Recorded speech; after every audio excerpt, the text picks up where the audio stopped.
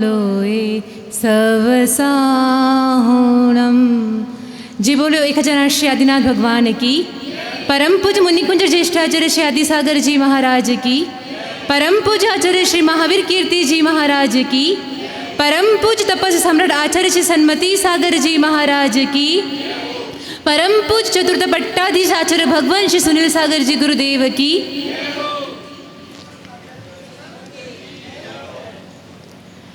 एक बार की बात थी, एक माँ अपने नन्हे से बालक की अंगुली पकड़कर मंदिर की ओर ले जा रही थी। वो बालक माँ की अंगुली पकड़कर उछल कूद करते हुए मंदिर जा रहा था कि अचानक ठोकर लगी और गिर गया। तो बालक जोर जोर से रोने लगा। तो माँ ने उसे समझाया, देखो बेटा रोते नहीं, कल दीदी भी तो गिरी थी लेकिन वो रोई थी क्या? फिर भी बालक रोए जा रहा है। तब माँ फिर दूसरी बात कहती है कि देखो कल दीदी घिरी थी तो तुम हंस रहे थे ना, इसलिए आज तुम भी गिर गए। तो बालक अब और जोर जोर से रोने लगा कि माँ मुझे डांट रही है। फिर माँ समझाते हुए कहती है कि देखो बेटा, अपन को देखकर चलना चाहिए। पत्थर होते हैं, कांटे होते तो घुस जाते हैं, तो आप देखकर नहीं चले तब भी बच्चा रो रहा है। फिर माँ एक चौथा उदाहरण बताती है कि देखो बेटा, तुम तो गिरे ही नहीं थे, ये तो केवल घोड़ा कूदा था। तो बच्चा एकदम से चुप हो जाता है कि हाँ हमें तो कहीं लगी भी नहीं और हम गिरे भी नहीं। तो ये 4 उदाहरण हैं 4 अनुयोग के। पहला अनुयोग है, आप लोग स्वाध्याय करते हो? स्वाध्याय करते हो आप लोग? पहला उदाहरण है प्रथमानुयोग का। माँ बच्चे को समझा रही, देखो बेटा कल दीदी भी घिरी थी पर वो रोई थी नहीं। हमारे जीवन में ऐसे कई विपरीत परिस्थितियां बनती हैं कि जब व्यक्ति घबरा जाता है और कहीं प्रकार के मानसिक तनाव में आ जाता है। तो जो स्वाध्याय करते हैं उनको पता होगा कि प्रथमानुयोग के जो स्वाध्याय करते हैं कि जीवन में तीर्थंकरों के जीवन में भी, महापुरुषों के जीवन में भी कहीं उपसर्ग आए, परिचय आए, लेकिन फिर भी उन्होंने हिम्मत रखकर उनका सामना किया। 4 दिन पहले की बात है, जब किशनगढ़ में थे, जिस दिन विहार होना था उसी दिन सुबह हम लोग जंगल के लिए गए थे और पैरों में कांटा घुस गया। और जब उसी दिन शाम से विहार चालू हो गया तो जो रेत के कण होते हैं, उस कांटे जो कांटा चुभा था उसके अंदर चुभ रहे थे और हमें काफ़ी दर्द हो रहा था। तो हमें एक प्रसंग याद आया, आचार्य भगवान सुनाते थे तपस्वी सम्राट सन्मति सागर जी महाराज का, कि सन्मति सागर जी महाराज के सानिध्य में पूरा संघ स्वाध्याय कर रहा था और आचार्य भगवान भी उसमें विराजमान थे। तो उन्होंने देखा कि जहाँ तपस्वी सम्राट बैठे हुए हैं वहाँ से एक लाल चींटियों की लंबी लाइन निकल रही है। तो उन्होंने देखा ये लाइन कहाँ से आ रही है, तो देखा कि तपस्वी सम्राट के पैरों में एक घाव है। उस घाव से मांस को लोचते हुए वो चींटियों की लाइन, लंबी लाइन जा रही है। फिर भी सन्मति सागर जी महाराज शांत होकर पूरे संघ को स्वाध्याय करवा रहे हैं। और इतना ही नहीं, बैठे ही नहीं थे, इसके बाद कभी विहार भी हुआ उनका, तो 4-4, 5-5 किलोमीटर विहार करते थे।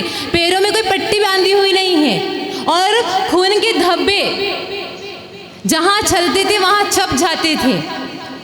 तो किसी श्रावक ने कहा कि महाराज जी देखो, एक डॉक्टर आए हैं, आपको बस थोड़ा सा उपचार करेंगे, केवल एक इंजेक्शन लगाएंगे और आपका एक घाव भर जाएगा। तो सन्मति सागर जी महाराज ने कहा कि मेरे शरीर से जितना खून निकालना है उतना निकाल दो, लेकिन बाहर की एक बूंद भी मेरे शरीर में डालने नहीं दूंगा।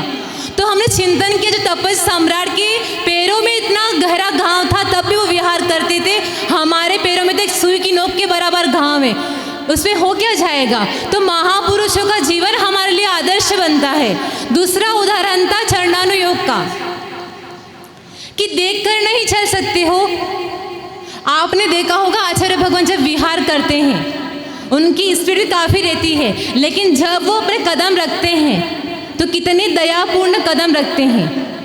आप लोगों ने कभी गौर किया होगा आचार्य भगवान कैसा विहार करते हैं। जब वो चलते हैं तो आप लोगों ने कभी फील किया होगा कि कितने धीरे धीरे कदम रखते हैं, चाहे उनकी स्पीड कितनी भी हो, लेकिन जब कदम रखेंगे ना तो बहुत धीमे से रखते हैं। ये है चरणानुयोग का उदाहरण कि हमें कैसे चलना पड़ता है, कैसे बैठना है, कैसे रहना है। तीसरा उदाहरण था कि देखो दीदी भी कल घिरी थी और तुम हंस रहे थे। कर्णानुयोग सिखाता हम जैसे कर्म करेंगे, स्वयं किए जो कर्म शुभाशुभ फल निश्चय ही वे देते, करे आप फल दे अन्य तो स्वयं किए निष्फल होते। संसार में काफ़ी जीव कहते हैं कि इसकी वजह से ये चीज़ हुई, अगर ये ना होता तो मुझे तकलीफ ना आती।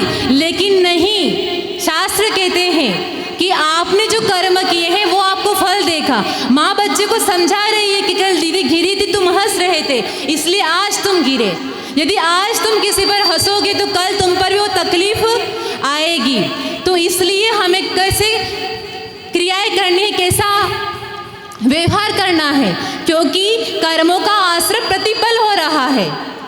आप लोग कर्मकांड जैसे ग्रंथ पढ़ोगे तो समझ में आएगा कि प्रति समय अनंत पुद्गल परमाणु ये जीव ग्रहण करता है और प्रति समय इन परमाणुओं की निर्जरा भी करता है।